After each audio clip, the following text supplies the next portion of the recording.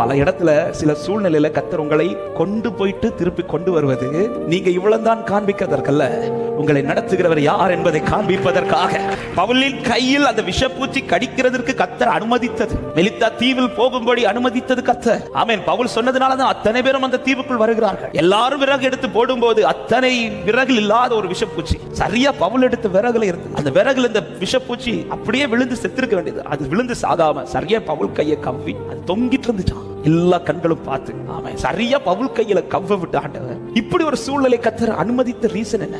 இந்த இடத்துல நமக்கு பல கேள்விகள் வரும். ஆண்டவர் நீங்க சொல்லிதானே ஆண்டவர் வந்தேன், நீங்க சொல்லிதானே ஆண்டவர் இப்படி வந்தேன், திரும்ப திரும்ப ஏன் ஆண்டவர் என் லைஃப்ல இப்படி அனுமதிக்க விட்டுறீங்க, இப்படி பல கேள்விகள். உண்மையிலே பவுலுக்கு ஏற்கனவே அவர் ஒரு இடத்துக்கு போனோம்னு தீர்மானிச்சிருந்த போதுதான் கர்த்தர் வேண்டான்னு தடுத்து அவர் ஒரு ட்ராக்கை நியமிச்சு அப்படி வந்த ட்ராக்ல தான் இவ்வளவு சந்திக்கிறார்.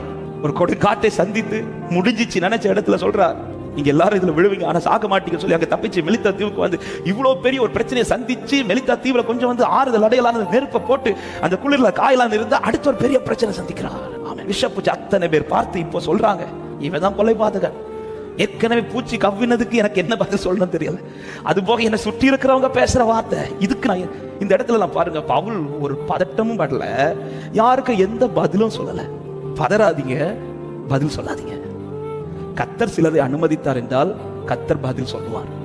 என் லைஃப்ல அனுமதிக்கப்பட்ட காரியத்துக்கு பரலோகம் பதில் சொல்லும் என்று நம்புறவங்க மாத்திரம் கரத்தை உயர்த்தி சத்தமா ஆமென் சொல்லுங்க பார்க்கலாம். கொஞ்ச நேரத்துல பதில் வந்துச்சுல.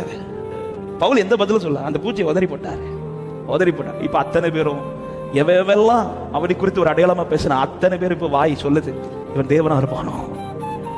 அப்ப ஏன் இங்க வந்து இதை கவ்வ விட்டார் என்றால் பவுலே நீ யார் என்பதை காண்பிப்பதற்கல்ல, உன்னோடு கூட இருக்கிறவர் யார் என்பதை. இவ்வளவு நாள் இந்த தீவாருக்கு இந்த விஷப்பூச்சிக்கு வல்லமை தான் பெருசுன்னு தெரிஞ்சிச்சு. அதனால இந்த பூச்சி யார கவ்வினாலும் அவங்க கதை முடிஞ்சிச்சுன்னு அவங்க ஒரு நினைவுல இருந்தாங்க. ஆனா இன்று முதல் அவர்களுக்கு தெரிய போவது இதை விட வல்லமையான ஒருவர் பரலோகத்தில் இருக்கிறார். அவரால் செய்யக்கூடாத காரியம் ஒன்றுமில்லை, அவரால் மாற்ற முடியாத காரியம் ஒன்றுமில்லை.